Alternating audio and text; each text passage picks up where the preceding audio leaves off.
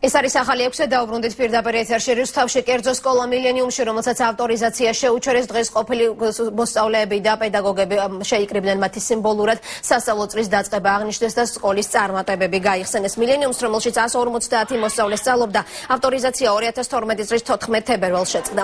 დირექციამ ავტორიზაციაზე განაცხადი განათლების ხარისხის განვითარების ეროვნულ ცენტრში განმეორებით შეიტანა, თუმცა 11 სკოლიდან ავტორიზაცია და გამოსასწორებელი ვადა მხოლოდ მილენიუმს არ მისცეს.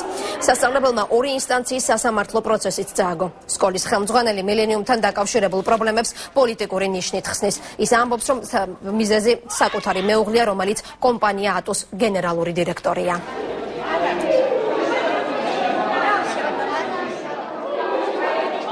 დღევანდელი რა თქმა უნდა ემოციური იყო, იმიტომ რომ გავიხსენეთ ეს ჩვენი ადრინდელი დრო.